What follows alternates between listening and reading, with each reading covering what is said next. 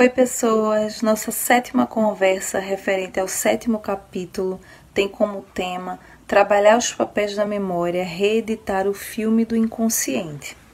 Nós vamos focar em 3 situações básicas nesse tema.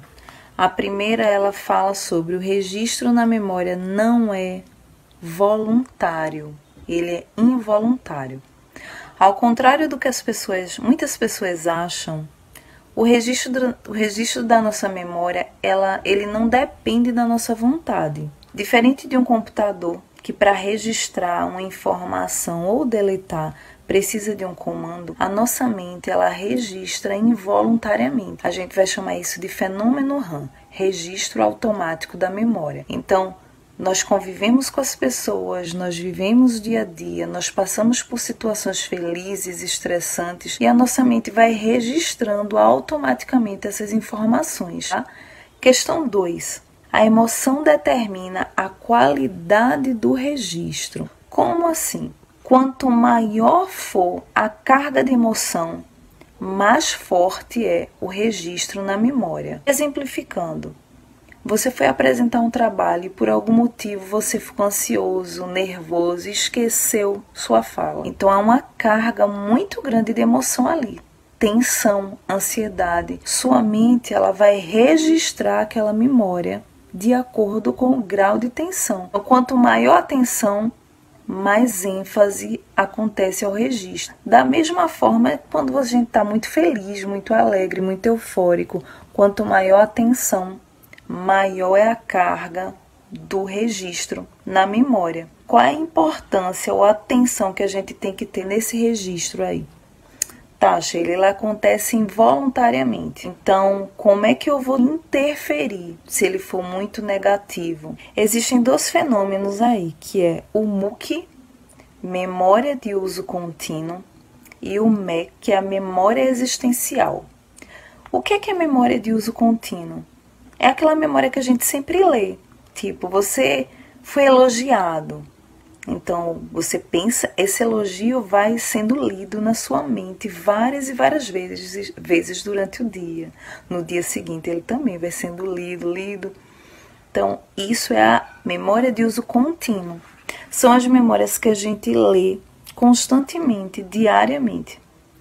Mas vai chegar um dia que esse elogio ele não vai ser lido com tanta constância.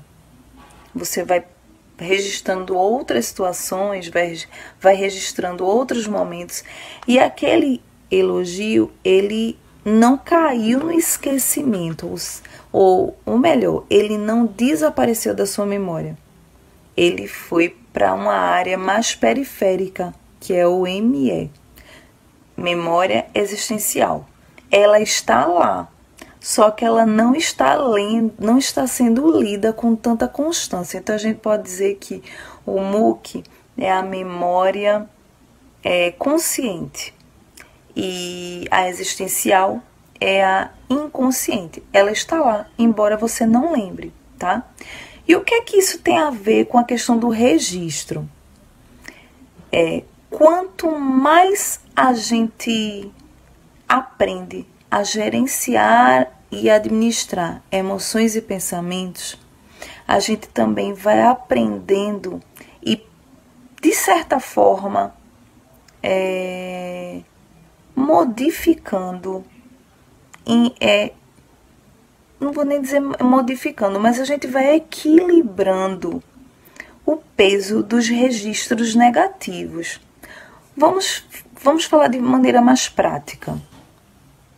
Fui apresentar o trabalho e por algum motivo eu esqueci a fala e naquela hora veio aquela tensão desesperadora.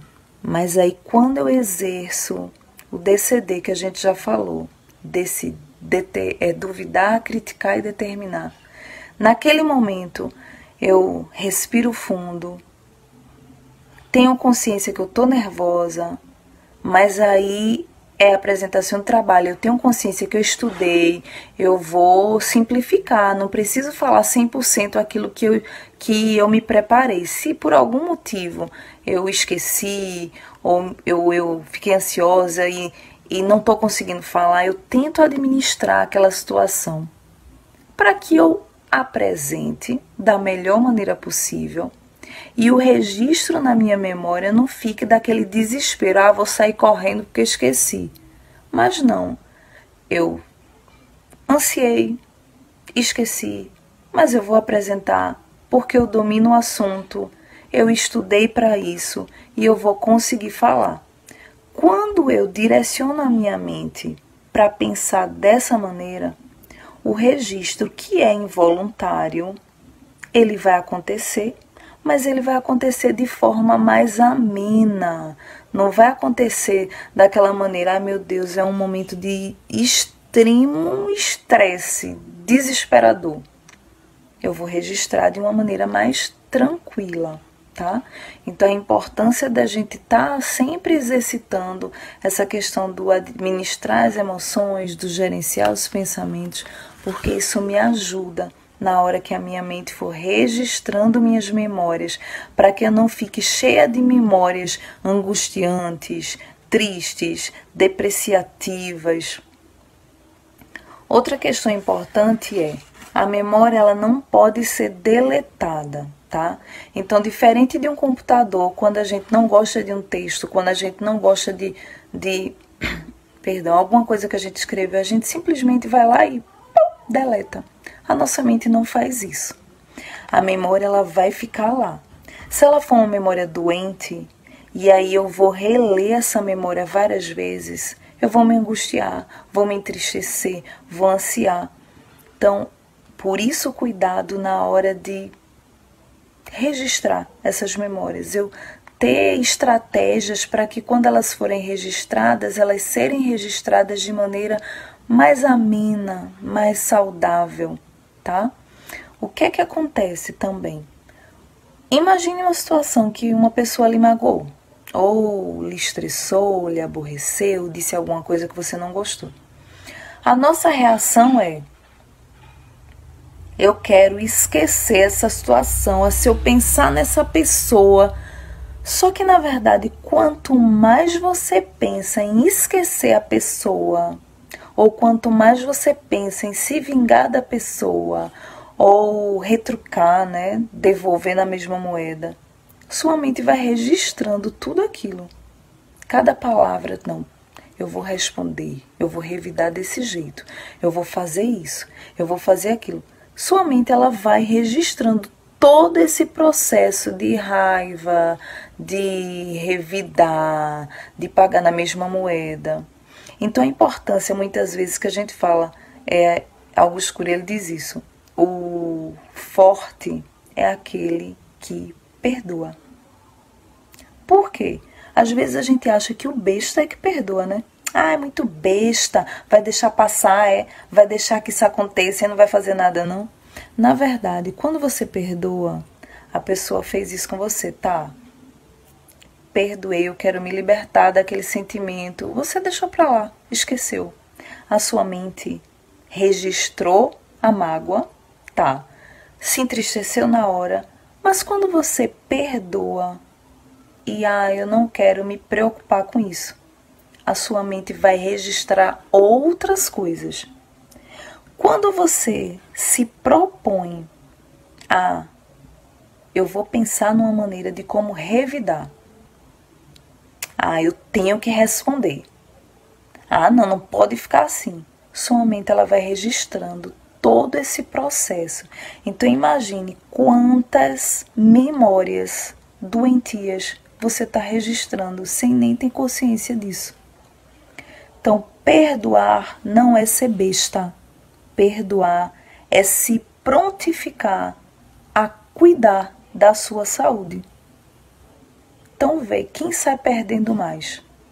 A pessoa que lhe magoou ou você que está remoendo. E a sua mente ela sai registrando. E quando a gente registra todas essas memórias, aí a gente volta lá para a memória de uso contínuo. Você sai lendo isso diariamente. Aí você sai se magoando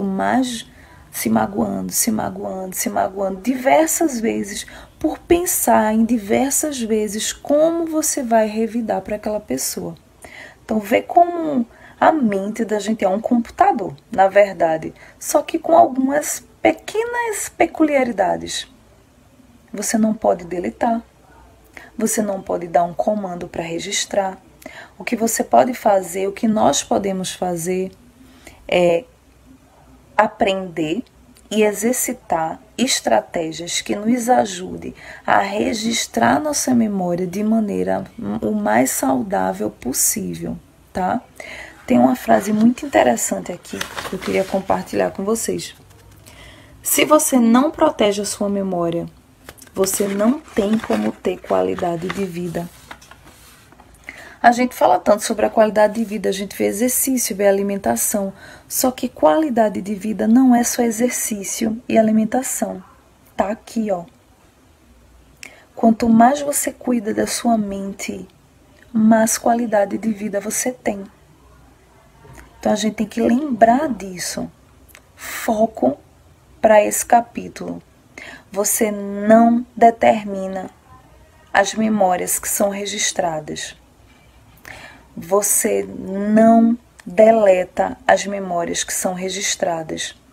O que você pode fazer é buscar estratégias para que quando a sua mente for registrando as memórias, elas sejam registradas da melhor maneira possível. Registros que lhe tragam memórias boas, que lhe tragam sensações, emoções agradáveis. Outra questão aqui que eu vou ler para você. O que é, na verdade, trabalhar o papel da memória e reeditar o filme do inconsciente? É você descobrir os fenômenos básicos da caixa de segredos da personalidade. O processo de registro, arquivamento e utilização das informações da memória. É você compreender a formação dos traumas e das zonas de conflitos inconscientes na sua memória. É você compreender o papel da emoção no processo da abertura do território da leitura da memória e na construção de cadeias de pensamento. É você usar ferramentas para reeditar o filme do inconsciente.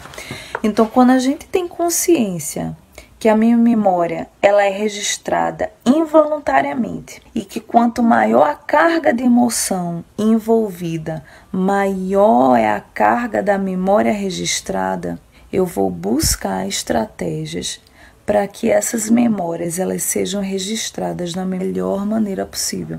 Aí você pode estar pensando também, Sheila, isso não dá para mim. Vou viver minha vida, o que acontecer, aconteceu, o que eu puder melhorar, eu melhoro, o que eu puder registrar, eu registro, o que eu puder mudar, eu mudo, o que eu não puder mudar, eu não mudo. Eu sei que às vezes parece muito difícil, né? Isso é coisa de filosofia demais. Mas quando a gente se propõe, gente, eu me proponho a pensar, a buscar o que é que pode me fazer viver melhor. Por exemplo, nessa questão que eu falei do perdoar, eu sei que quando a gente é magoado é muito difícil, muitas vezes, você simplesmente esquecer. Só que você não vai esquecer. O registro já aconteceu. Você se magoou, você se entristeceu.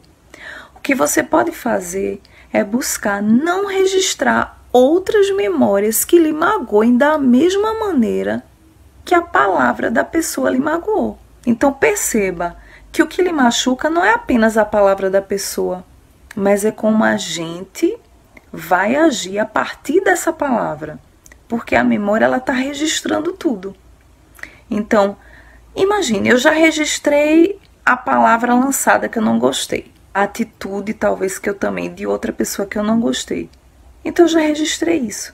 Para que eu vou registrar outras situações? Meu corpo, minha mente, minha força psíquica, né? Energia psíquica, ela vai se cansar buscando maneiras de pagar na mesma moeda, de revidar. E a minha mente vai registrando tudo isso. E quando a minha mente for lendo outras situações, ela vai trazer à memória a mágoa disso, a raiva de fulano, o rancor de fulano.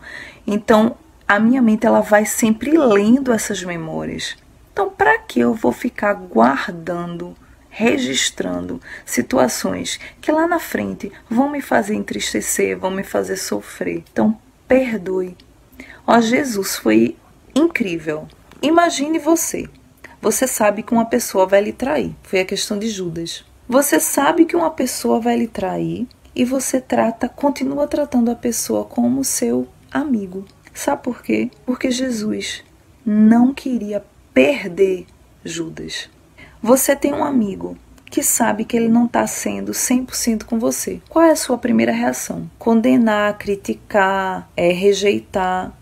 Ou você vai buscar entender por que ele está fazendo aquilo? Por que ele está agindo daquele jeito? Sua primeira reação, eu acredito, como talvez a minha, como a da maioria das pessoas, é rejeitar a pessoa pelas atitudes que ela tem. Mas na verdade a gente tem que aprender com Jesus. Nunca desistir das pessoas e buscar entender, compreender por que a pessoa está agindo daquele jeito, por que a pessoa está agindo daquela maneira, por que talvez ela falou alguma coisa de você que você não concorda. A princípio você pode pensar que isso é perca de tempo, né? Mas na verdade não é. Porque quando você busca entender a pessoa, você não se frustra com a situação ou talvez com a palavra que ela vai lhe lançar. Você não registra de maneira negativa. Você não sofre lá na frente com um registro doente, tá?